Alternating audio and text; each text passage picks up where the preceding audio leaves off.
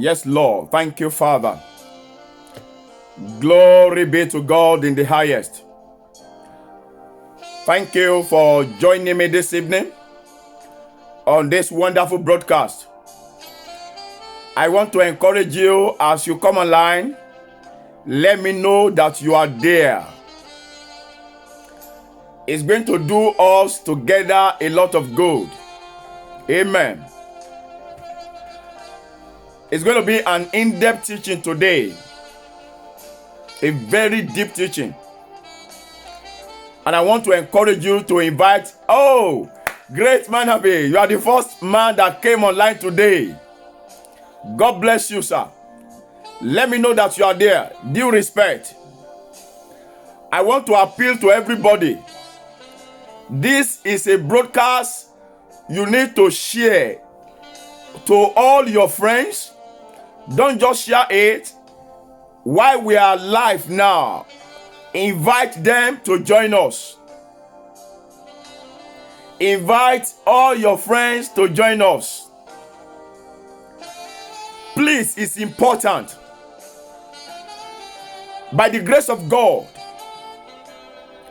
and also intentionally, I will be touching, Holy Spirit will be using me to touch the hearts of ordinary people, pastors, bishops, church leaders, Muslims, clerics. As a matter of fact, I don't know, my heart is so high. Anybody that you know that you can refer to as human being, please invite them. Everybody has something to take from today's broadcast. Gbogbo ènìyàn ló ní nǹkan pàtó tí wọ́n ní láti mú jáde ní orí ètò yìí lénìí. And I'm not going to waste time as in waiting for anyone. I'm going to start. That is why I encourage you, go and invite as many as possible that you can think of. In fact, let me say this. If there are people you have blocked on your page before because of today's broadcast, unblock them. Invite them. You can block them afterwards. I know what I'm saying. Tó bá láwọn èèyàn tó fẹ́ bá sọ̀rọ̀, jọ̀ọ́ torí ètò yìí bá wọn sọ̀rọ̀, pè wọ́n, lẹ́yìn ní ẹ o lè fi wọ́n sílẹ̀. This might even be the cost of your settlement with them. I really encourage you. Unblock people, invite them, and let them join us. Amen. Let's say a short prayer and then we'll go to it. God bless you. My God. I'm trying to invite someone that wants me to invite him. No, I'm not bringing the person live not on today's broadcast. So, if you have not invited your friends, just like I'm doing now, invite them now. Oh, glory be to God. Glory. I welcome Adelaje. I welcome Abiodun Dijuni, my great friend, great Manabe. I welcome Ronke. I welcome my big brother, Biyomo Shehim. I welcome Mojisola Remisalako, Francis. Sister Chigoze, you are welcome. Reverend Omoloye, God bless you.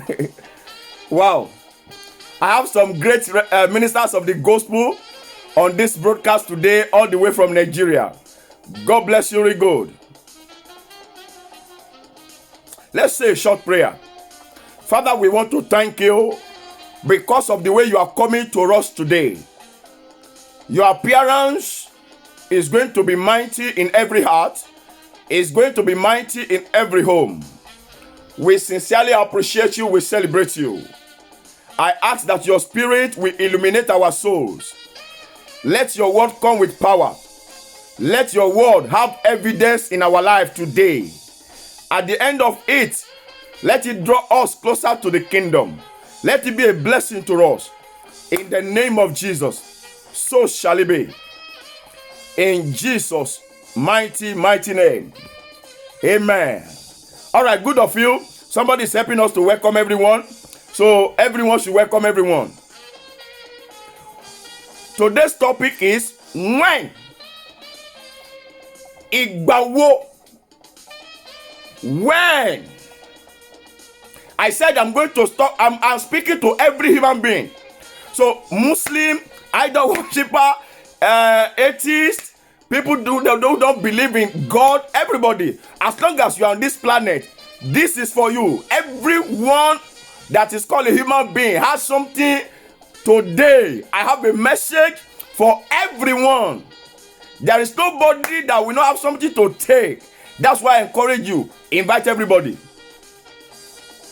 All right? When? That is the title. Nígbà wo. When? By the grace of God, let's pause the music.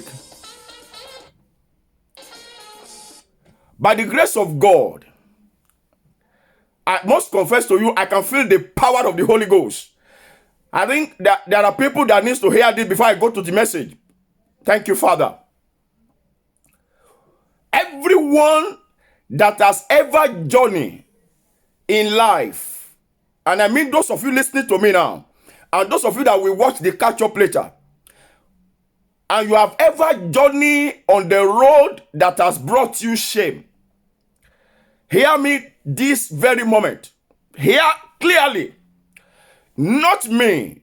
The God of heaven is going to cause a circumstance, an event around you that's going to be a spectacular creation in your world, in your space.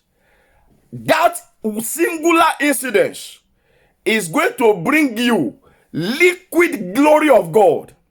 And that glory will wipe away the history of shame in your life. And I say that in the name of Jesus. Ó dàbí ẹni pé kò tí ì yé èèyàn kan. Mo fẹ́ bẹ̀rẹ̀. Ohun tí mo sọ, what I said is this. Ohun tí mo sọ rèé. Gbogbo ẹni tó ti rin ìrìn àjò ìtìjú. Àbí tí o ti dẹ orí rẹ kodò torí ìtìjú. You have bowed down your head in shame. One way or the other, in the course of the journey of life, I come to you in the multitude of God's grace, and I pronounce that the God of heaven will so much bring you to a situation, a moment in life, which is now, that there will be something spectacular, whether it's a blessing, a promotion, an expansion, something that is not from man, from God. And I say, that thing will cause liquid glory of heaven to come upon you, and the history of shame will completely be wiped out in your life in the mighty name of Jesus. The question is when, and that is the topic today. When? I already saw somebody there say it's now. Bó ṣe sọ pé lè níyẹn lórúkọ Jésù kó rí bẹ́ẹ̀ fún ẹ. Intentionally, I want you to follow me. We have time. There is time today. I beg of you, there is time. And this is why I said you must invite everybody.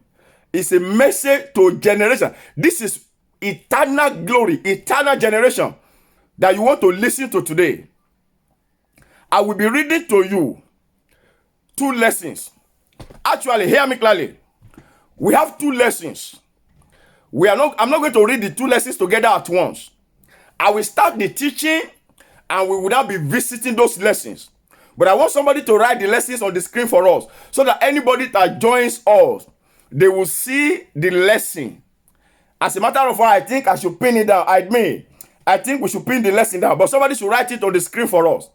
The first lesson is Proverbs chapter 30, verse 1 to 9. Proverbs. My big brother from America. God bless you. You're welcome, sir. Proverbs chapter 30, verses 1 to 9. Proverbs 30, Oh, glory be to God this day. It's gonna be great. Proverbs 30, verse 1 to 9. And the second one is Matthew 16. I want you to write this scripture on the screen for me. Matthew 16, 21 to 28. Matthew 16. Oh, thank you, Father. Matthew 16, 21 to 28. I will repeat these two things. I want it on the screen. Proverbs 31 to 9. Matthew 16, 21 to 28. 21 to 28. Since we are going to be going through these two passages, we don't need to read it now. So the teaching will just start, and then we can... Thank you very much. That's it. Let's have the two on the screen. Let me pin it down. All right. Those passages are pinned down. If you look below under your screen now, you will see there. Proverbs 30, 1 to 9. Matthew 16, 21 to 28. I don't want you to miss any moment of this teaching. Since I'm going to start now, if you have not invited people, by the time they join us, they might feel bad about you, that they have missed a lot. It will show. They will know that they have missed some parts. All right. When? I intentionally left it at the word when. You could make sentences that are questioned from this word, when. For example, you can say, when will the world, this our world, when will it fully recover from pandemic? When? I want to follow me. I'm laying foundation. When? Nígbà wo? When will the world fully recover? When are we going to fully recover from pandemic?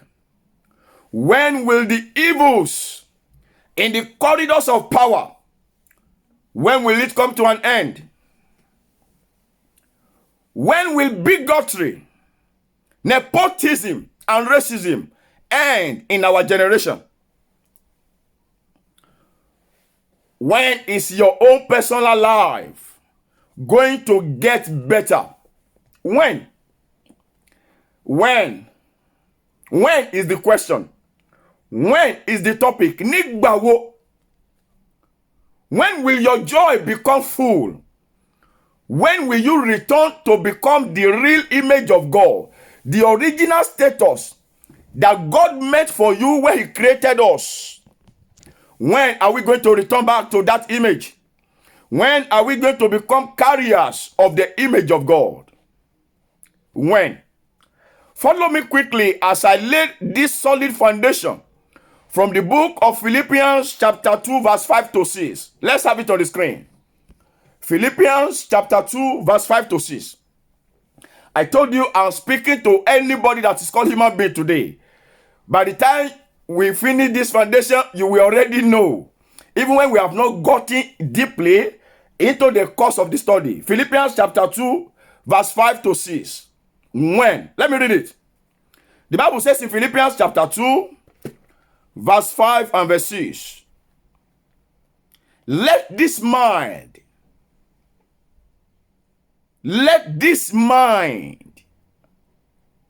I want somebody to write it on the screen. Philippians chapter 2 verse 5 and verse 6. Let this mind be in you, which was also in Christ Jesus, who, being in the form of God, thought it not robbery to be equal with God. Let this mind, the exact nature that was in Christ Jesus, the Bible says, let it be in you. Don't forget the question. The topic is when. Let this mind be in you, which was in Christ Jesus. Let me ask you quickly from the topic, when? When will this mind be in you? When are you going to get to the level wherein you will become an exact image of God. Or let's leave that. Maybe I should put it to you to ask yourself, when exactly, as in when, will you become that thing that you have ever dreamt of, that thing that you have always thought, the image you have created of yourself, the kind of life you have planned to live? When are you going to start living it? Nigbawo. When are you going to come out of poverty and go into prosperity? When are you going to become a lonely person in life and you are going to become a person with relatives, with family, with benefits of life? When? The Bible says, let this mind be in you. But I ask you, when? When will this mind be in you? You are going to see the nature and that mind, the kind of mind that is supposed to be in you, the kind of nature you are supposed to carry. Some of you, by today's teaching, you will understand whom you are and what your purpose is on earth. But the question is, when? When are you going to fulfill destiny? When are you going to fulfill purpose?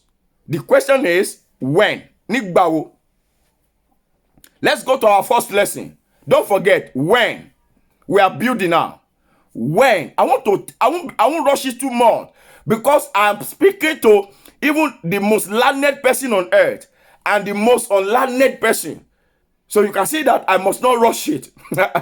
I'm taking it step after step. Amen. Torí gbogbo ọ̀mọ̀wé ayé àti àwọn tí ò mọ̀wé ni mo bá sọ̀rọ̀ lẹ́ni. When? Our first lesson in the book of Proverbs, chapter 30. Let's read verse 1. Let's have it on the screen. Proverbs 31. Proverbs chapter 30, verse 1. When? Oh, glory be to God. If you follow me into this teaching, you will be glad you did. You know what? Your life will be completely, 100% sure, transformed. Proverbs chapter 30, verse 1. Before I read, let me remind you of something. I've always said it in all my teachings, whether in church or on this platform. There is no mistake in the scripture. Everything in the scripture is not there by chance, and they are not there for you to read and flip over. That is why this is the error a lot of ministers of the gospel, pastors, teachers of the word. This is the area wherein we commit mistake on a daily basis. We take a passage, we will read verse 1, verse 2, verse 3, verse 4, and we will jump it, knowing fully well that every sentence, in fact, every comma, punctuations in the scripture has a meaning. Because we might be seeing some of those things in this teaching today. Only verse 1 first. Proverbs chapter 30, verse number 1. The words of Agur, the son of Jaki, even the prophecy. The man spake unto Ithiel, even unto Ithiel and Ukal. I read again. The words of Agur, the son of Jaki, even the prophecy. The man spake unto Ithiel, even unto Ithiel and Ukal. This chapter of the Bible, this Proverbs chapter 30, by virtue of this verse 1, quickly tell us something. That there is a man that Solomon copied or brought his words into the book of Proverbs. The book of Proverbs is the book of Solomon. Solomon wrote these Proverbs. But there are instances where he copied the words of people, when he says what others have said, even in that proverb. This is such a moment and such a case. So this chapter, by virtue of this verse 1, says something.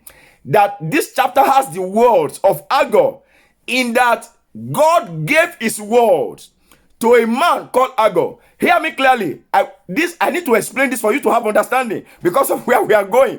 If I don't explain it, I'm sorry, without sense of humility. You might not hear this kind of clarity from any other place. If it is not given, when God gives it, you will hear it. By the way, I can see a lot of people, I can see some people who are watching with profiles that are not theirs. I already know some of them. You are welcome. Let me say this. It's been a long time I wanted to say, but I will say it today. Don't allow any leader to prevent you from seeking what will benefit your life. Yeah, you are always welcome. You can use any prophet to come onto this place to listen to the word of God. It's good. I'm okay with it. But I'm just telling you, it shows you are under oppression. Come out of that oppression. Be yourself. You have an identity with God. All right? God bless you. I still welcome you. Enjoy the teaching. Okay? God bless you. Now, this man, Agur, the Bible says his father's name is Jackie. If you notice something, we never hear anything about this man from the beginning of the Bible to the end. Neither did we hear anything from his father. This is the only time their names appear in the word of God, from Genesis to Revelation. Agur, the son of Jackie. But there is something we will know. That man must have submitted himself under his father, and he learned wisdom. He was tutored in the school of the spirit. And today, Solomon referred to him. These are the words of Agur, the son of Jackie. And this same man called Agur, he spoke to two different men. One of them is called Ithiel. The other is called Ucal. I want you to follow me. You understand why I'm doing this explanation? It is God's choice. It is the prerogative of the Almighty God to convey wisdom, to convey messages from one generation to the other by verbal communication based on his words. The God of heaven communicates information by his words from one generation to the other as he chooses. I mean, if you read Proverbs chapter 10 verse 21, Proverbs 10:21, somebody to put it on the screen. Proverbs 10:21, the Bible says, these are the words of the spirit, the words of wisdom. Hearken unto it. Hearken unto it. These are the words that will liberate you. And in Proverbs 22, let's have it on the screen also. Proverbs 22 verse 17 to 19. Proverbs 22 verse 17 to 19. In summary of that Bible, write it on the screen for me. The Bible made us to understand that this word, when it comes, the purpose of it is to keep reminding you of God and to shed light into your spirit man. And you know one thing? To liberate you and set you among where you belong. And where does it say you belong? It says you belong in the level of glory. You belong to a place called glory, a high place.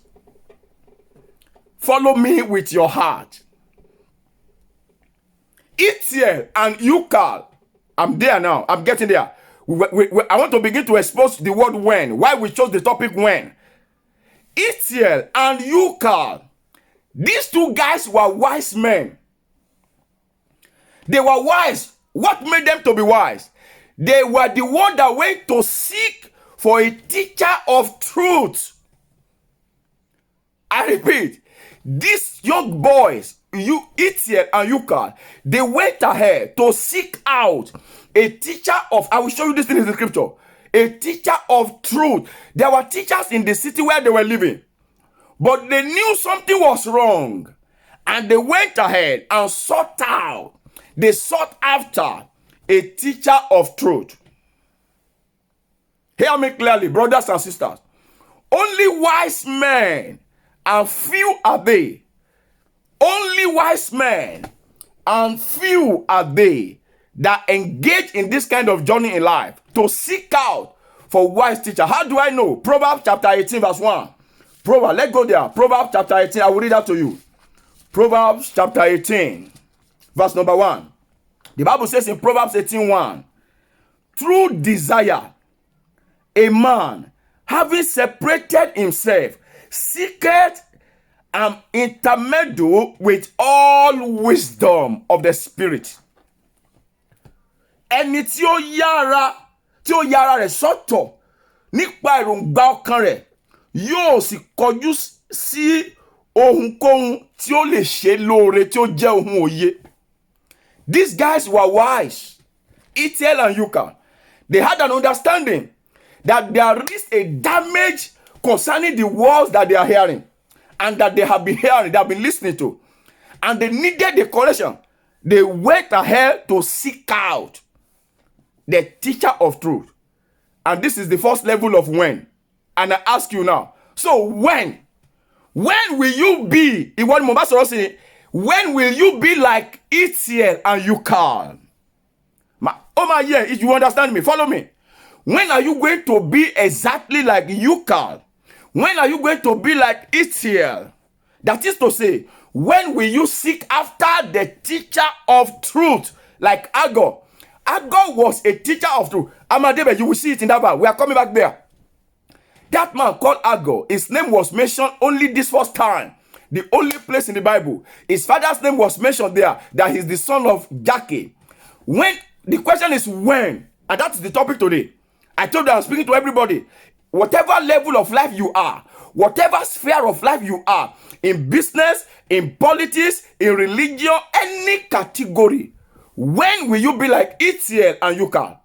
And the question is, when will you seek for a teacher of truth like Agur? Agur was a teacher of truth, but he sat in his home. Kokuro nibitowa. But because these guys were wise, they sought after Ithiel. They sought after Ucal. Do you know what this is? Let me expose your eyes to this so that you can understand it deeply. Do you remember the man Cornelius? There were hundreds of teachers of the world in the city where Cornelius was living in. Cornelius still sought after Peter. Because he was looking for the truth. He knew Peter was the teacher of truth. He will not mingle anything with the word of God. He will not deceive the congregation with the word of God. Cornelius sought after Peter. Let's look at that. Acts of Apostles chapter 10. I want understanding to open. I'm coming somewhere. When? That's the first when today. When will you be like Ithiel? When will you be like Ucal? These two guys, they sought after a teacher of truth. Acts of Apostles chapter 10. Let me quickly read to you verse 7, verse 8, and verse 33. Ekosibe for me. Acts of Apostles chapter 10, verse 7, verse 8, and verse 33. Hear it clearly. Verse 7, verse 8, and verse number 33. Look at what the word of God says. Verse 7. And when the angel which had spoken to Cornelius, when he was departed, the Bible says, he called two of his household servants and a devout soldier among the soldiers. That shows you the man was a wealthy man, Cornelius. Bible made reference of him. He has been given alms. He has been helping people. He was rich and wealthy. And he was using his money properly to benefit the society. But at this moment, he called a soldier. He called two of his servants. What did he tell them? He said in verse 8, and when he had declared all these things unto them, he sent them to Joppa to go and look for Peter, a teacher of truth. He behaved like Ithiel and Ucal. The first when is this. When will you be like Ithiel and Ucal? When will you seek after the teacher of truth? I will show you something that will shock you, that will make you to decide the very when, that is the time, when you will seek after the teachers of truth of the word of God. I'm going to show you that now. Look at verse 33. Verse 33. The same Acts of Apostles chapter 10 and now verse 33. When Peter arrived, look at what happened. Immediately, therefore, this is Cornelius talking to Peter. When Peter came, immediately, therefore, I sent to thee, and thou hast done well, that thou art come unto me. Now, therefore, are we all here, present before God, to hear all the things that are commanded thee of God. They wanted to hear the undiluted word of God. They wanted to hear the undiluted word of God. These guys turned to behave like Ithiel. They started behaving like Ucal. I'm coming somewhere. Hear me clearly. You must take heed concerning what you hear. Oh God, do you know why? What you hear will become a judgment unto you, especially when it's not even right and it's not correct, and you keep hearing it. The book of Luke chapter 8 verse 18. Put it on the screen for me. Luke 8:18. The book of Luke, chapter 8 and verse 18. I'm going to read that scripture to you. Luke chapter 8 and verse 18. Luke 8:18. Take heed. God bless you, Remi Salako. Man of God, God bless you. I appreciate you. The Bible says, take heed, therefore, how you hear.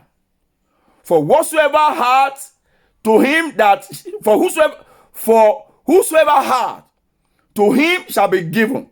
Whosoever hath not, from him shall be taken, even that which he seemeth to have. Life can be reduced from you if you don't take heed unto what you hear. Hallelujah. That is the first when. When are you going to become like Ithiel? When are you going to become like Eucal, that you will seek after? Who? The teachers of the truth. Let me quickly go to the second when. I'm going somewhere. Let's keep on going. Follow me with your heart. When will you, and this second one, you are a pastor, you are a bishop, you are a prophet, you are an online preacher, so many now, so many, preaching the word of God. The when has come to you now, and the when is this.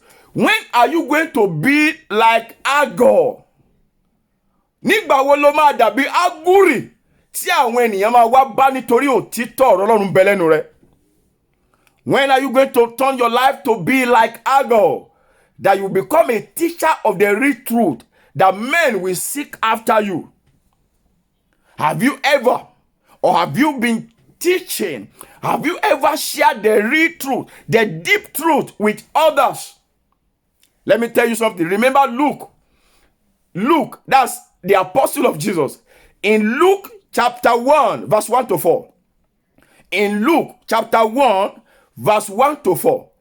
Luke was writing. Do you know what he was doing? He was correcting the abnormalities. What people believe that was wrong. Let me show you a scripture there.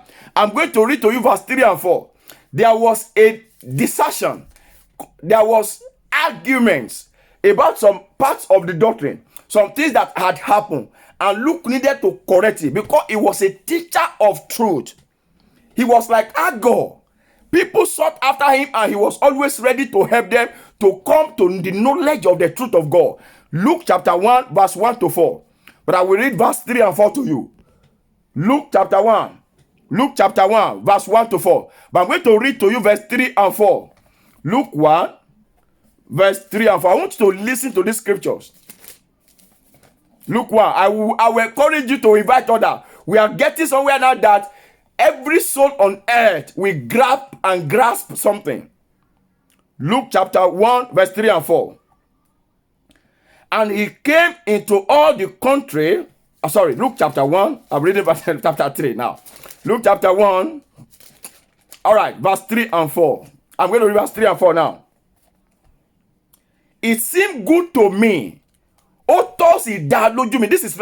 This is Luke, apostle, one of the disciples of Jesus. It seemed good to me, having had a perfect understanding of all things from the very beginning, to write unto thee in order, most excellent Theophilus. Theophilus needed truth. Luke proved himself to be like Agor, and he said it clearly.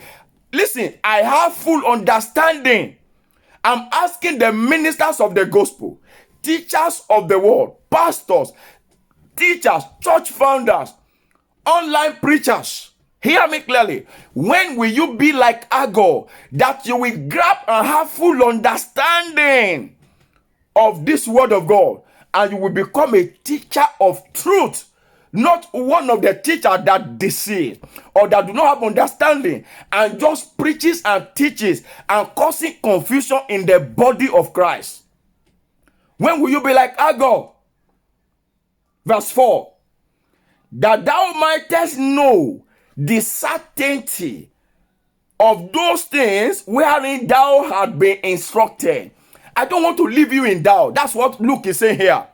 I want you to have perfect understanding. Amen. Perfect understanding. Why? I know that you need to know the truth.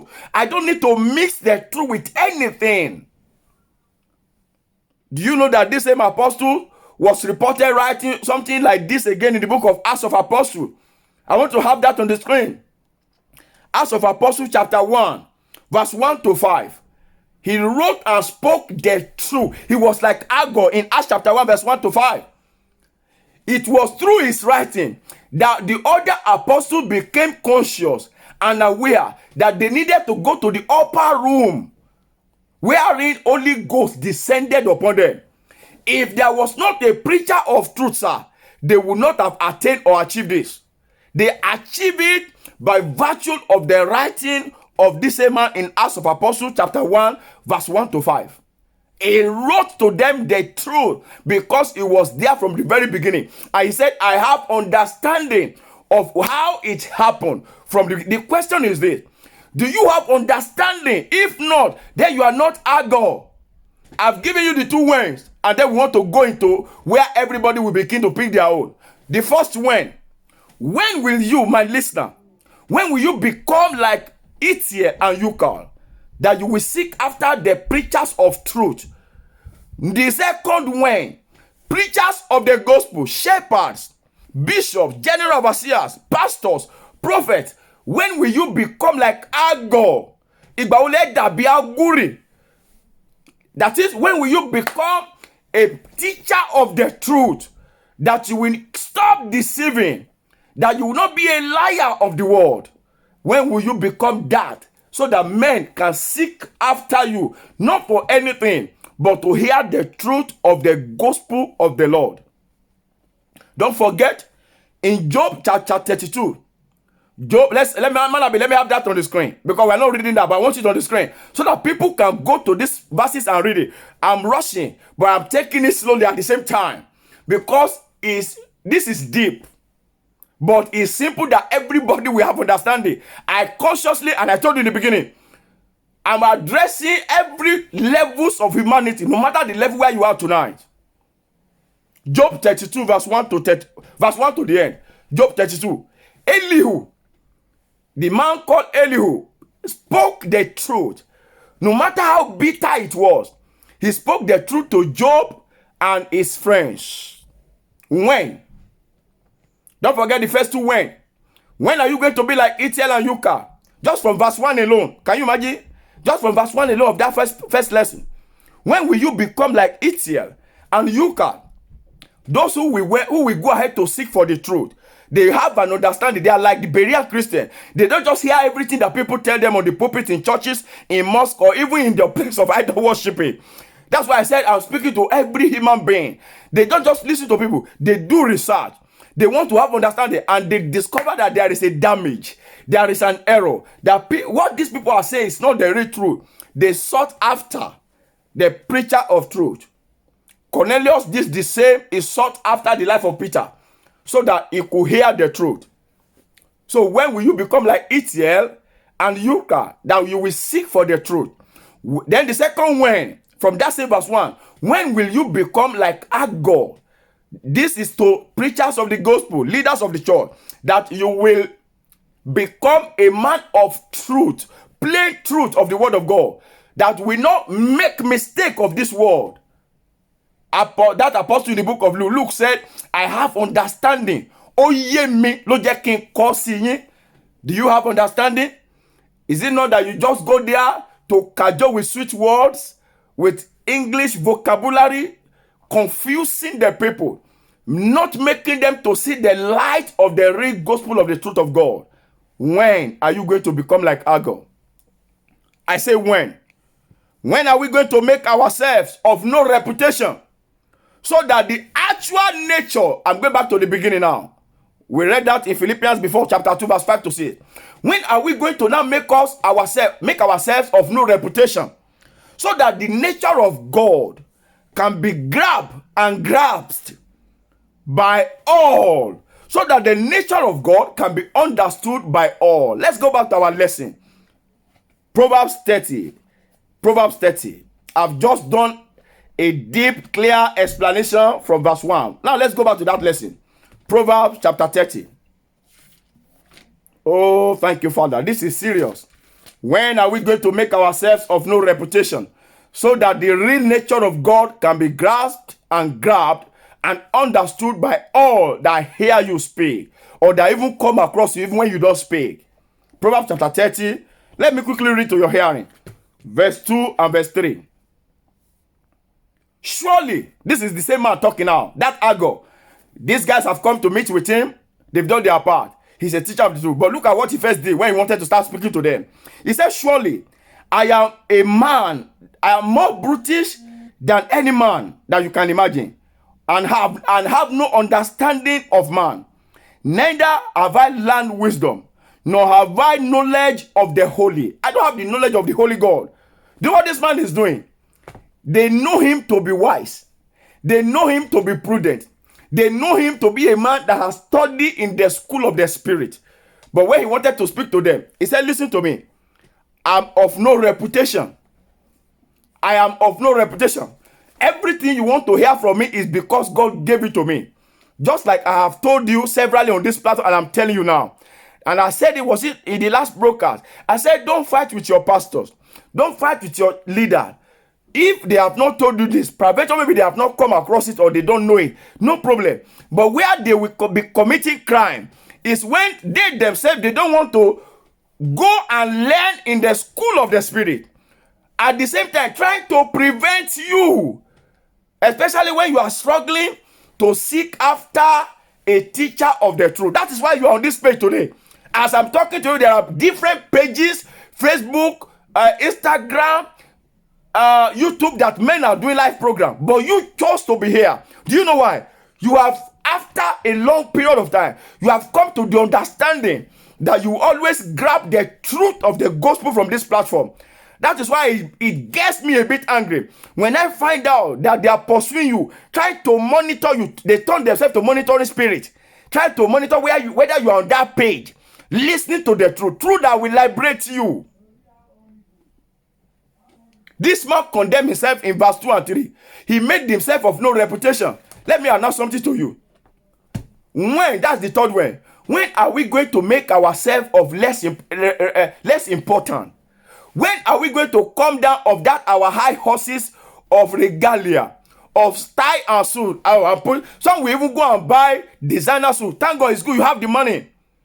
They don't want to use 500 pounds. So they say, that suit that this man of God is wearing is just 800 pounds. I can't wear it on online program. I need to go and buy a suit of that. It's good. But do you have content? Is it not that the suit, the tie that you want to showcase, is it not the regalia? Some will wear 5 clothes, 6 clothes, regalia on Sunday during service, just to showcase their rank and title, their rank and file.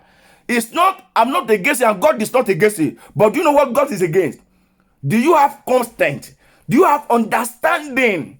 Are you a teacher of the truth? That is the demonstration in this passage. This man brought himself down. I'm of no reputation.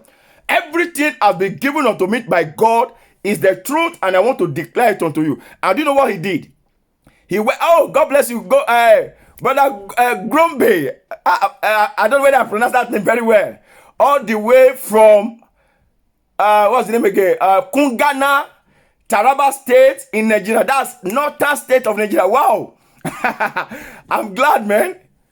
God bless you. Share it. Let everybody in Taraba, let them see this. That's the interior northern part of Nigeria, Taraba State. God bless you, brother. I appreciate you. He's a committed, faithful brother. I met him when I was doing National Youth Service Corps, when I was serving as a corper after university graduation in Nigeria. That's when I met that guy. He's very responsible. And since that time, he has been dedicated to the gospel. Amen. God bless you, sir. We thank God you are still in faith. He got born again under this kind of ministration, one-on-one, when I was serving as a corper. Can you imagine? I think that's 18 years now, or 19 years ago, thereabout. God bless you, sir. All right. I can't remember how many years. I can't remember. I think 17, 18, 19, I don't know. God bless you. Now, the man went ahead and did something. After he brought himself down, he now began to paint the nature of God. Don't forget Philippians chapter 2 verse 5 to 6. The same nature. Bible says, let this mind be in you. And I ask you, when will that mind be in you? The mind, the nature of God. In Genesis, when God made us, Bible says he made us in his own image. But we lost that image, that nature, when sin came into earth through man, through the first Adam. There is a restoration in Christ. Bible now says in this Philippians, let that same mind that is in Christ, that is your original nature, the nature of power, the nature of glory, the nature of excellence. I've said it before, God hates mediocrity. God is not the God of mediocres. If you're mediocre, you come to God, he wants to bring the best out of you. He wants you to become excellent. But till today, we still display mediocrity in the altars of God, in the pulpit of the gospel in our churches. Thank God for this lockdown. I think it has made some men to sit down and actually think. But you know, some are not just thinking. Even though it is lockdown, they are still on that mediocrity, level of mediocrity. Even on their online platforms, they are still doing programs online, on TV, on Facebook, on Instagram, on YouTube, on conference, and it's still on mediocrity.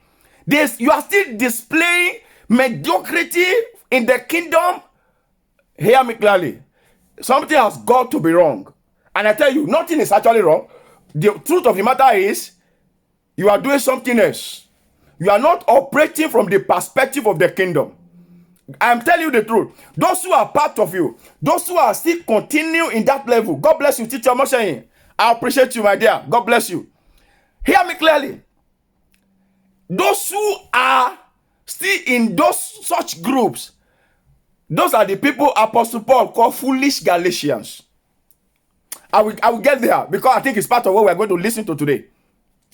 The Bible says this man went ahead in verse 4 to 6. He began to declare that nature of God. Let me quickly read it to you. Verse 4 to 6. Who has ascended into heaven? Or who has descended? Who has gathered the winds of the winds in his feet? But this man, this Agor, because he's filled with wisdom, he began to showcase before Itiel and before Yuka this God, this nature, this eminence, the eminence of God, which you and I have authority to display and showcase. I will show you all these things. The same nature that God carries, that is the nature that heaven expects you to carry. The Bible says, that same God gathered the wind in his face, who had bound the waters in a garment.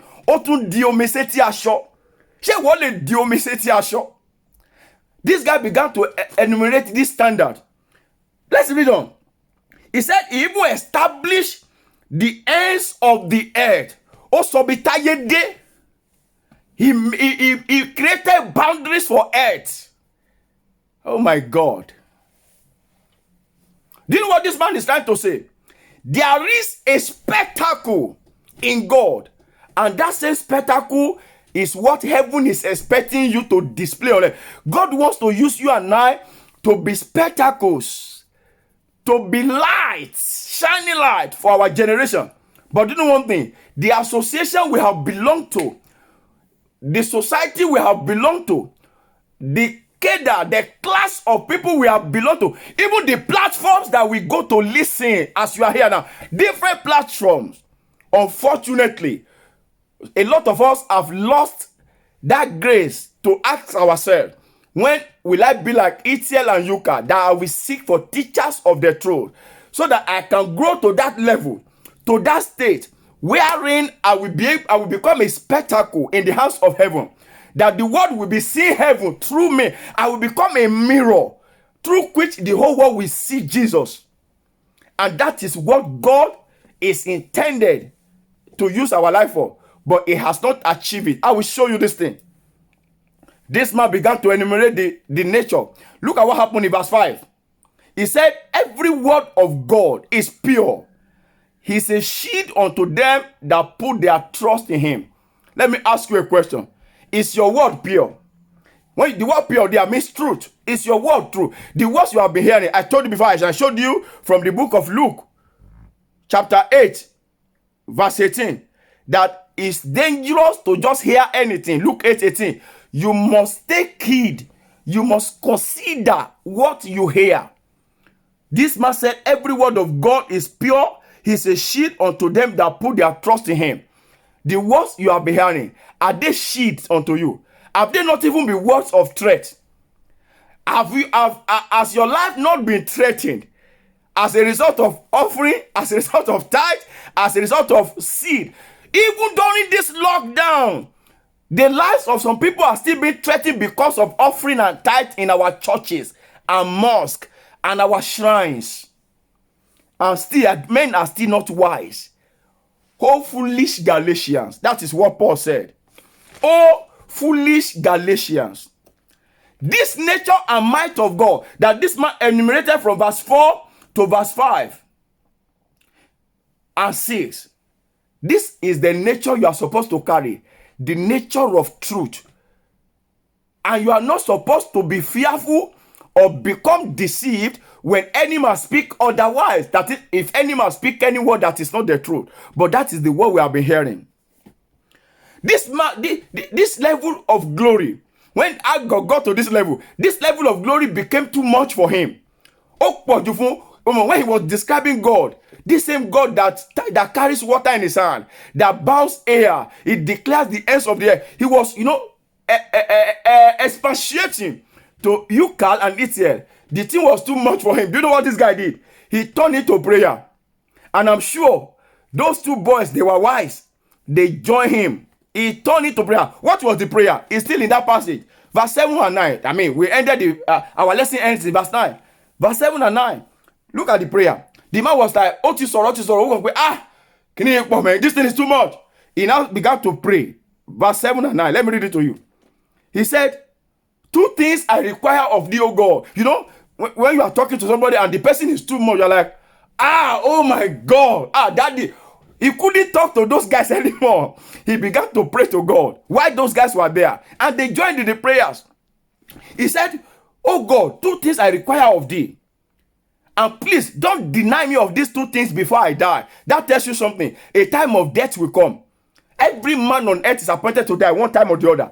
So that's why sometimes I'm baffled. Why another man, in the name of being a pastor, being a bishop, being a general overseer, being a father of a church, will become a threat to your life. We begin to threaten your life with the word of God. Meanwhile, it's only twisting it, telling lies. That is not the truth. But you are falling for it because you have refused to seek a teacher of truth like Ucal and Ithiel have done. I'm asking, when will you become like those men that you will seek after the truth? This guy began to pray. Look at the prayer. Verse 8. Remove far from me vanity and lies. Give me neither poverty or riches. Feed me with food convenient for me.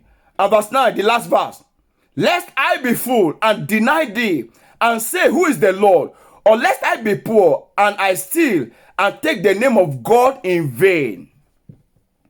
Before I continue, do you know I like to pray that prayer myself? I told you those guys were wise. When Agag prayed this prayer, you know what they did? They joined him. I want somebody to join me to quickly pray this prayer. Say with me, Father, don't let my life become or amount to vanity. That's the meaning of the prayer of that guy in verse 7 and 9. Take away from me vanity. Don't let my life amount to vanity. I don't want to become a vain man. A man filled with lies. Father, don't let my life amount to vanity. Take vanity away from me. In Jesus' mighty name we pray. Amen. Amen. I want to cry to God, just like that guy cried to God. Father, don't give me poverty. Do you know the meaning? Don't ordain poverty for me. Don't ordain poverty for me. Don't give it to me. He said, don't give me poverty. Don't worry, we will come to the second one. Because he said, give me neither poverty or riches. He explained it. Poverty will make me to sin against you. Then riches if it's too much. But we are coming to it. You pray with me. Say, oh Lord, I'm talking concerning myself. I'm not praying for you now. Pray for yourself. Don't ordain poverty for me. Don't give me poverty. It's not my portion. Christ became poor that I might even be rich. Lord, don't give me poverty. In the name of Jesus, I'm asking of you concerning myself. Don't give me poverty. In the mighty name of Jesus. Amen. Amen. I'm praying for the third time. Hear me clearly. The man said, neither riches. And he explained it. He said, so that I will not be fooled. And then say there is no God. There are some of us that we are going to be so wealthy and we will still know it is God. We will still even use the words to advance the cause of the kingdom. One of the reasons why you put your money in the bank is because you have trust in the bank that at any time you can withdraw. The reason why a lot of people are not yet blessed or will not be blessed financially, I'm talking financially now, that they won't have money. They won't have money as in cash, money, investment. Do you know why? It's because God cannot trust them that anytime he wants to withdraw, he will have access to withdraw. But I know there are people, and I think everyone that has been coming to this platform, even by the level of truth you have been listening to, you are going to be a trustworthy person.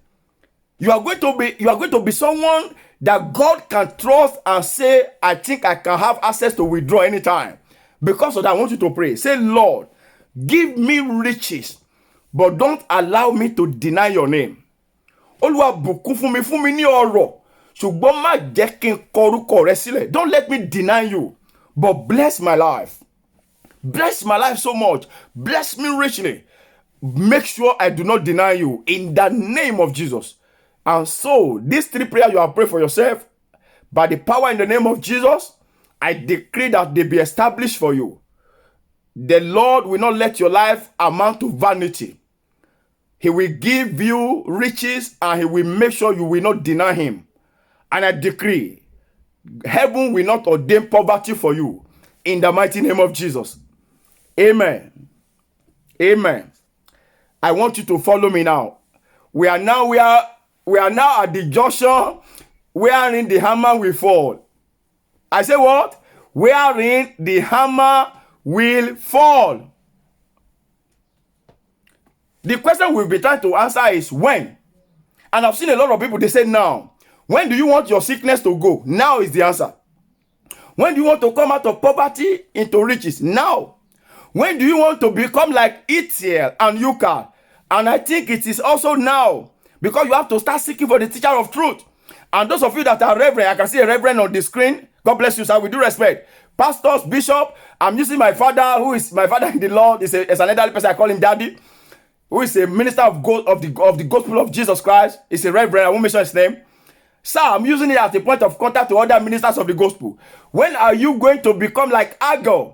Agur is the teacher of the truth. I think the answer should be now too. Enough of we spent years to deceive people. Let's become a teacher of the truth now. Let's become like Agur. When is now? But hear me clearly. The answer to the question when is now. But I want to ask you, how will you carry that nature? How will you become that? The answer is now. You want to leave your sickness and come into hell. How? You want to leave poverty and come into riches. How? Hallelujah. How? And that how will take us to the second lesson. That one will not take time at all. It's so short, but heavy. And this is where the hammer will fall. And I want everybody to set his head. My own head, I've set it now. The only thing is that the hammer will pay some people. The hammer will be a blessing. So set your head. Don't worry. Whichever side of the hammer hits you, at the end of the day, it will have done a work that will bring you into glory. I know what I'm saying. I'm sure of it. The hammer that will fall now will bring you into glory. Let's go. How? Let's go to the second lesson. Matthew 16. Matthew chapter 16, verse 21. Matthew 16, verse 21. Aha. From that time, Jesus began to show how. Jesus began to show how. Oh, I will show it to you. Bíbélì wípé from that time, that means some things have happened before this time. But from that time, Jesus began to show how unto his disciples, how he must go unto Jerusalem, suffer many things of the elders and chief priests and the scribes, and be killed, and also be raised up again on the third day. Jesus began to show. What was he showing? What was Jesus Christ showing? Jesus was showing, number one, humility.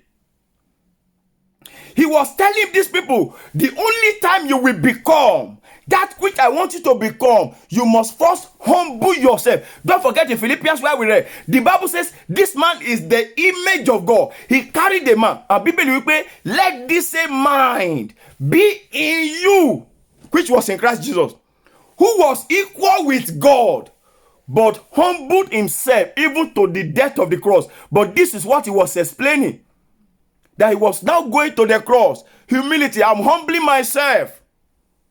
Let me announce something to you today. I've said it before. I have a whole sermon on it on my page. That topic, the topic of that sermon is, God is not what they told us he is. God is not what they showed us he is. You can look for it on my page and listen to that sermon. That is the topic of that sermon.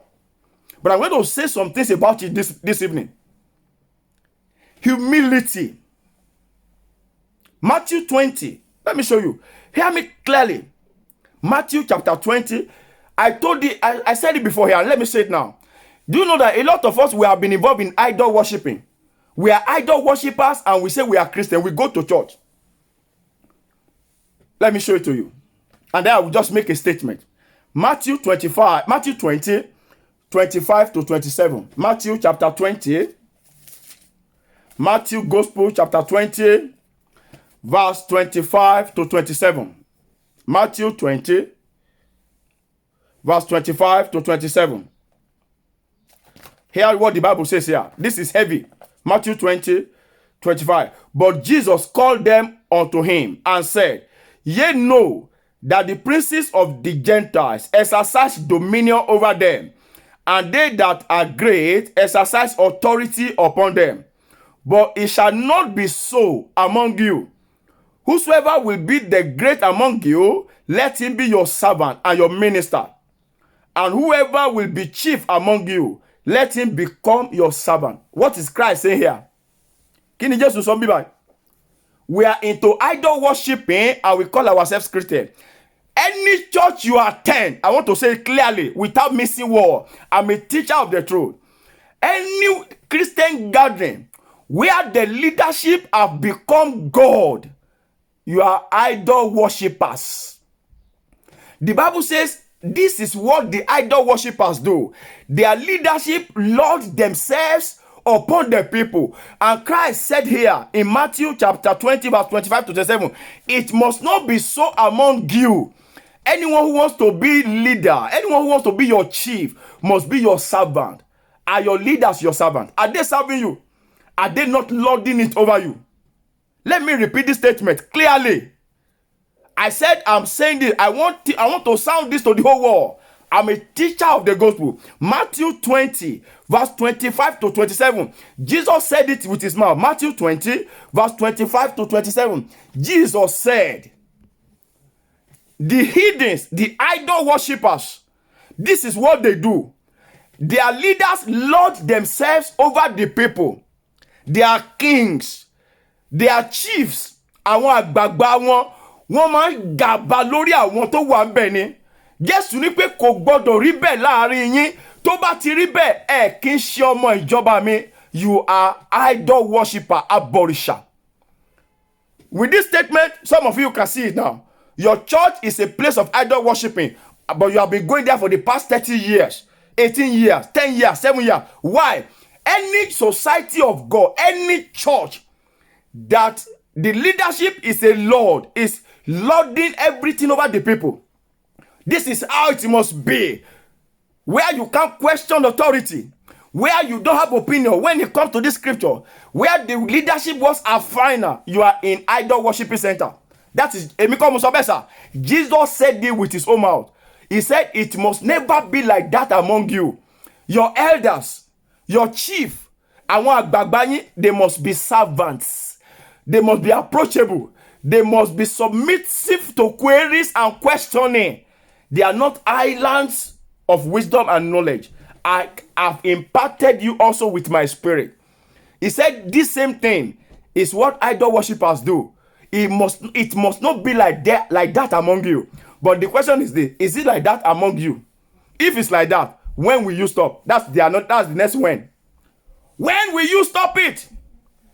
Or are you going to just keep going there when the lockdown is over and allow the status quo to continue? I told you the hammer is coming. I'm sorry, it's starting to come. It's starting to come.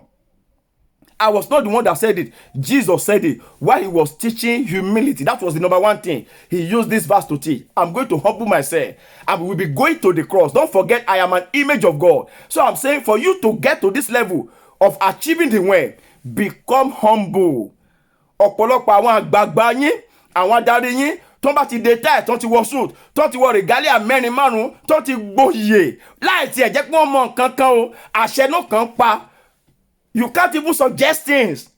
They lord over you. They command. They dictate. It's idol worshiping. Read it yourself, brothers and sisters. Matthew chapter 20, verse 25 to 27. Jesus said this is what the idol worshippers do. So if you do the same thing, you are idol worshippers. It must not be like that among you. Let's go back to our second lesson. And Jesus went ahead and began to show how.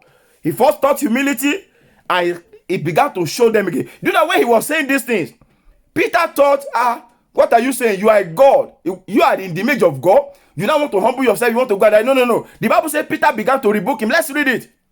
Matthew 16, that's the second lesson. Matthew 16, now verse 22 and verse 23. Verse 22 and verse 23. The Bible says, then Peter took him aside and began to rebuke him, saying, let it be far from thee. Lord, this shall not be upon you. You are God. You carry a different image. But the man was teaching humility.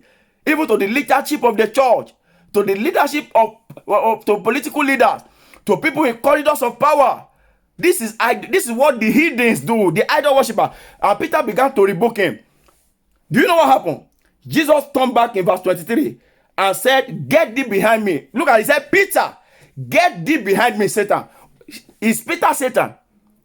He said it clearly. Only Peteru, padà lẹ́yìn mi ìwọ èṣù. Peter was not Satan. Don't forget, on this same Peter, the Bible says, I will build my church. And that was the same Peter that Jesus referred to here as the devil, as Satan. Why? Jesus said the reason. He said, because you savored the things of men and not the things of God. Nǹkan èèyàn ló máa ń rò, ó rò nǹkan Ọlọ́run. Nǹkan èèyàn oyè gbígbà. Nǹkan èèyàn ìgbéraga. Àwa la wà ńbẹ̀. As far as I'm still here, this is how it will be done. And it's a wrong way. As far as I'm here, I'm still on this seat. I'm still the president. I'm still the governor. I'm still the pastor. I'm still the general overseer. I'm still the shepherd. I'm still the head of prophet. I'm still the leader. I'm still this. I'm still the deacon. This is it. Meanwhile, it's the wrong way. There is a way that seemeth right to man, but it's the way of death.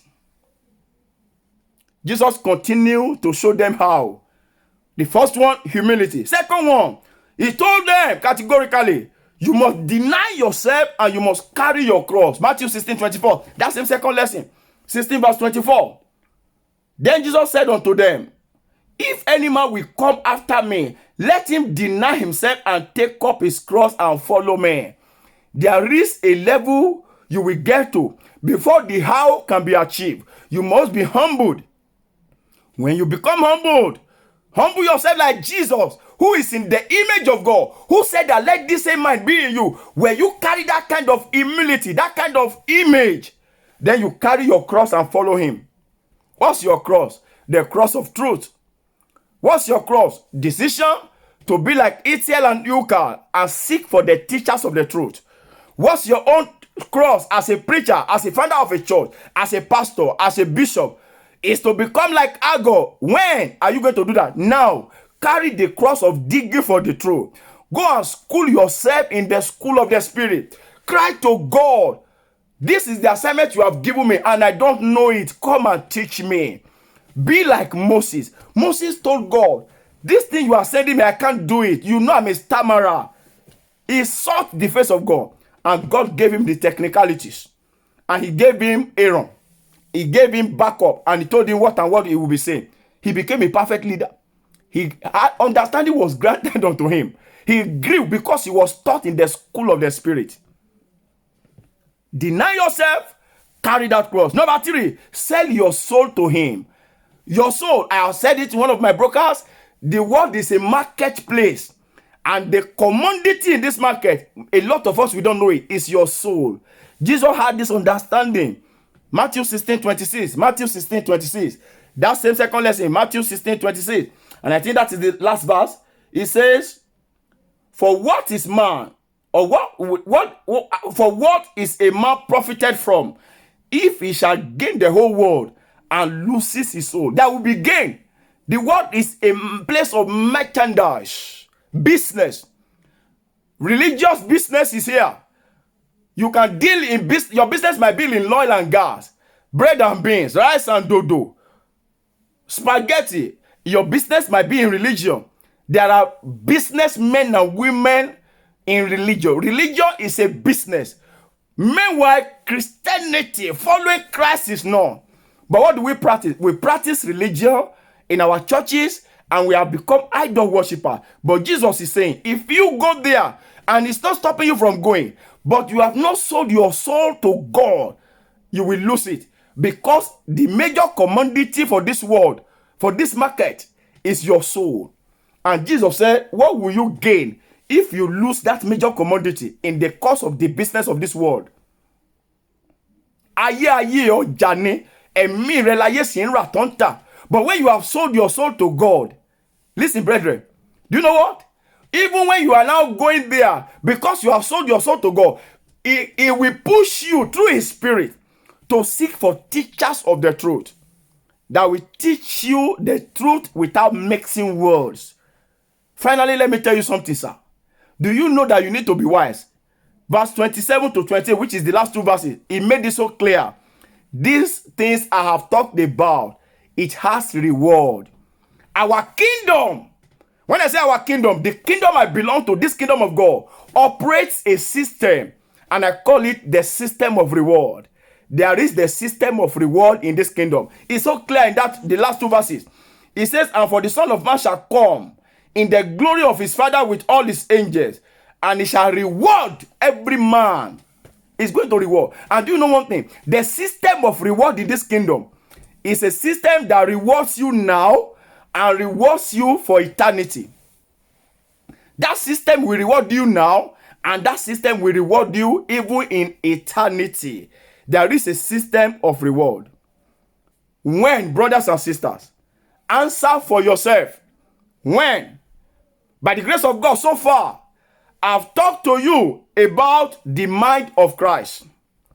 That is, when will you have the mind of Christ? When are you going to make up your mind to carry the nature that we lost in the Garden of Eden? I spoke to you about Ithiel and Ucal, who sought after Agur. And the question is, when will you be like Ithiel? When will you be like Agur? And you will seek after righteousness. You will seek after the real teachers of the truth. You will stop running after men and women who will only be hitting the table, hitting the pulpit, shouting the microwave, in the microphone, and be saying amen, amen. And then they will mumble words of prayer that carry no substance for 1 hour, wasting your life and destiny and time. When will you be like Ithiel and Ucal, and you will seek after Agur? And I spoke to you about Agur, the man, the teacher of truth. And the question is, when will you become like Agur, you preachers of the gospel, leaders of churches? When will you turn from causing fear in the heart of people? When will you stop from deceiving in the congregation? When will you become like Agur, becoming a teacher of the truth. Don't forget, I said all these things has reward because our kingdom operates a system of reward. And I spoke to you about humility. Jesus was talking about the how, the technical know-how, spiritual technology that will make you to arrive at the when all these things will be actualized in your life. And he thought of humility so that God can be seen, so that you will reduce and God will increase, so that you will become a mirror through which the world will see Christ. You are a shepherd, you are a bishop, you are a general overseer, you are a pastor, you are a prophet, you are an online preacher. You preach on YouTube, on Facebook, on Instagram, any channel, just like this that I am doing. Are you a mirror of humility through which the world will see Jesus? And I spoke about the nature of God, how God even gathered the winds of this life in his hands. Ètò túmọ̀ sí pé tí ìjà yìí gan bá fẹ́ jà ẹ́, Ọlọ́run lè fi afẹ́fẹ́ ọwọ́ rẹ̀ fẹ́ wọn dànù. He can blow away adversaries and enemies. He gathered the winds of this world in his arm, in his palm. How mighty. Look at that greatness of God, that nature of God. When will you attain that level of life? And that is the desire of God. Because the Bible says in that Philippians chapter 2, it is not a robbery to begin to think like that I carry the nature of God. I'm like God. And I spoke to you about denying yourself. That's one of the house. Denying yourself and carrying your cross. Denying yourself of the pleasures of the moment. The pleasures of seeking for position. The pleasures of seeking for ranking. Forget ranking. Seek for God. Carry the cross and follow Christ, not man. I told you from that place that any church wearing leadership is lording itself over you. You are not in a church. You are in a place of idol worshiping. You are in a pagan gathering. You are in the gathering of the heathens. It's there very clearly. Matthew 20, 25 to 27. Read it there. And I spoke to you about selling your soul to God. If you don't sell your soul to God now, brothers and sisters, the businessmen and women in religion in this our generation, they will steal your soul and you will lose it. The major merchandise, the product of the market of this world is your soul. When are you going to sell your soul to Christ? And that calls for you and I. If you have not surrendered our lives to the Lord Jesus Christ, this is an opportunity. Invite Jesus into your heart that he might rescue you before men and women who have become lions, roaring lions, will eat your destiny. In the name of church, in the name of mosque, in the name of temple of idol, sell your soul to God now. And finally, I told you, this system operates a system of reward. All these things has reward. You will be rewarded here on earth and even in eternity. There is a time of reward. When? Can I ask you, brethren, that now that the ball is in your court, don't be like the foolish Galatians. Paul was so frustrated by their hearts. They forgot about when they will become these things. They forgot about how they will achieve these things. He told them out of anger, "Oh, foolish Galatians, I don't want you, my listener, to be a foolish man or a foolish woman henceforth. Come to the light. Come to the knowledge of this gospel, the knowledge of the truth." By that, I want to cry to God in your heart this evening. Say, "Father, ignite a hunger in me that my soul will continue to thirst for you. My heart will continue to hunger for you." Go ahead and pray to God, brethren. This is a heavy moment. A lot of people are already lost. They are still wearing suits. They are still wearing tie. They are still wearing clothes. They are still wearing regalia. And they are already lost. Many have even been promoted by men into ranks in the kingdom of God, a kingdom that God owns. Men promote men that are mediocre, men that have not schooled themselves in the school of the spirit, and they have amounted to nothing. But they are the men we have placed in authority in our churches, in Christendom, to teach the people confusion, to just speak and waste people's time. I want to cry to God this moment. Ignite a hunger in me, oh God, that my soul will thirst for you, Let there be a hunger in me for the kingdom, for Jesus. Let my soul hunger for God. If you don't do this now, I tell you, bishops of this world, general overseers of this world, pastors of this world, online preachers, they will eat your soul. And Jesus said, what will be your gain if you at the end of the day lose this your soul? Say, my Father, my God, ignite in me a hunger and a thirst for you. Let it be ignited in me. Thank you, my Father. In Jesus' mighty name we pray. Before I pray with you and pray for you, can you pray this prayer? It's heavy in my heart also for this evening. Say, God, in all areas wherein life is asking me when. Gbogbo ọ̀nà tí ayé ti ń gbà ń bèrè lọ́wọ́ mi pé ìgbà wo dẹ̀ ni. Let me break it down for you. Life has been asking you, when will cancer leave your body? When will high blood pressure depart from your system? When will coronavirus leave your home? When will your joy be full? Ìgbà wo gan ló máa di olówó ojoojúmọ́ ló máa ń tọrọ $1, $2, £10, €5. Ojoojúmọ́ ló máa ń send the text message. Every day you send text message to beg for help, for money. When will it stop? When will it be over? The question is this, and that is the prayer you want to pray. Father, in every areas of life wherein I have been asked when, Father, answer to me now so that I can testify of your goodness and of your mercy. Gbogbo ọ̀nà tí ayé ti ń gbà ń bèrè lọ́wọ́ mi pé when ìgbà wo ni Olúwa dá mi lóhùn ayọ̀. That is to say, when will this sickness leave my... Àwọn èèyàn ti mọ̀ mí mọ́ sickness yìí. They know me with this sickness for ages now. When will they know that I'm now healthy? Father, let it be now. Answer to me. Go ahead and pray. Go ahead and pray. Oh Lord God of heaven and earth, they know me to be begging. They know me to be a stylish beggar. When will it end? I pray this day, oh God. Answer to me in the name of Jesus. When will you come out of sickness? It is now. Father, answer to me. Gbogbo ọ̀nà tí ayé ti ń gbà béèrè pé nígbà wo ló dẹ̀ dà. Olúwa, dá mi lóhùn ayọ̀ kí n lè jẹ́rìí pé ẹ ti ṣe.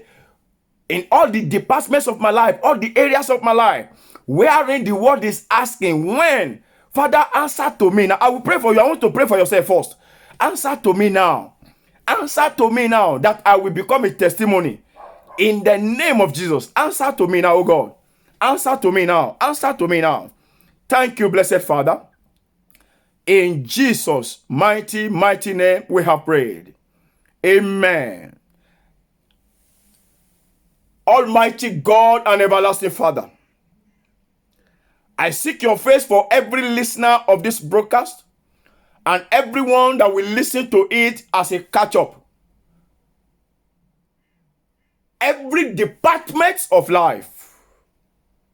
Ẹgbọ́n mi sà, èèyàn kan wà tí ayé ti ń bèrè, tó gan bèrè, pé Olúwa ìgbà wo ni màá kúrò nínú ìtìjú? Somebody has been asking, when will I leave the road of shame? When will shame will be completely out of my life? That I will be able to raise my head high. Every time your head is always bowed, you are ashamed. You are even ashamed of yourself. And you have been asking, when will this be over? My Lord and my God, for that person, and as many as are in that position, in the name of Jesus, change their shame to glory. Change their shame to glory. Turn around their circumstances. Liquid glory of God, let it be poured upon you. Every department of your life, every dimensions of your life, wherein you are asking yourself, when, I pray, let the Almighty God answer to you in that department. Let God answer to you in that area. Let Him answer to you in that area.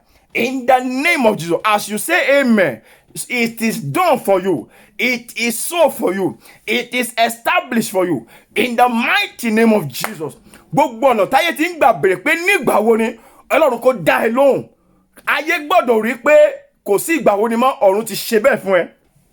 Earth must see that truly God has now answered you and you have been granted favor, joy. Ọ̀run kó yọ́nú sí yín.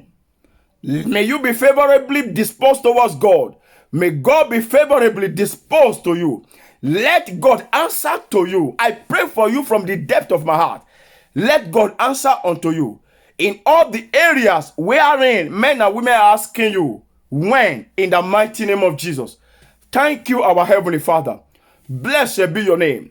And for as many as have confessed Jesus, as many that this message has drawn unto God, as many that have realized that I can't delay when, that is when I will give my life to Jesus, and they are taking this moment to be the moment that they will surrender to Jesus, that they will join to this kingdom, that they will begin a journey with Christ. I pray, let your spirit descend upon them in the name of Jesus.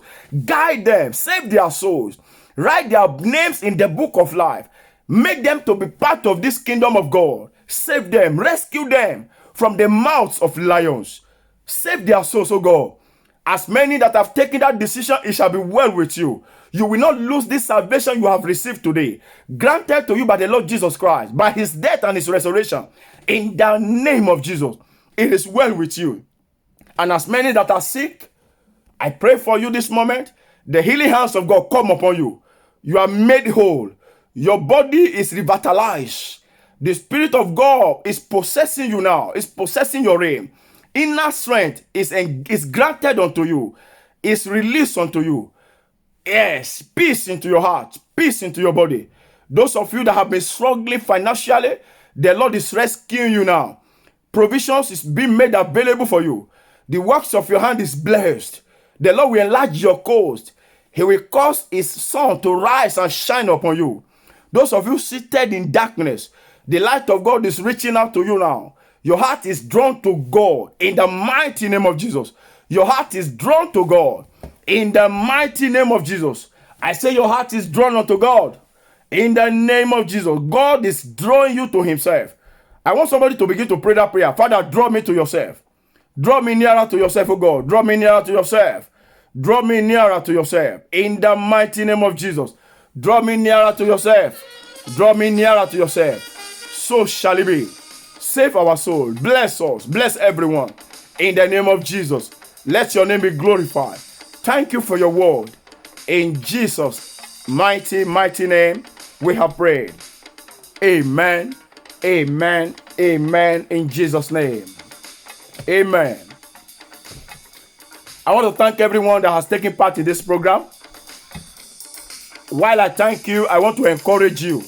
This is not a broadcast to eat and enjoy alone. I'm going to do my own part. The admin, they are going to send the link to everyone on this broadcast. Make sure when you get the link, you forward it to others. You share it and let everybody be blessed with it. Okay? Make sure you share it. It's very important. God bless you, very good. We will keep praying for you, and we have been doing that. We're not going to stop. On Sunday, I will see you on Church Online, 9 p.m. Don't miss it. It's going to be another blast on Church Online on Sunday. We are going to have full house on Sunday. Praise and worship. For the first time, physical praise and worship here on this platform. You will enjoy it. God bless you. Thank you for coming. I'll see your friend, your brother, Kunle Omoshe is my name. God bless you, Rego. See you some other time. Amen.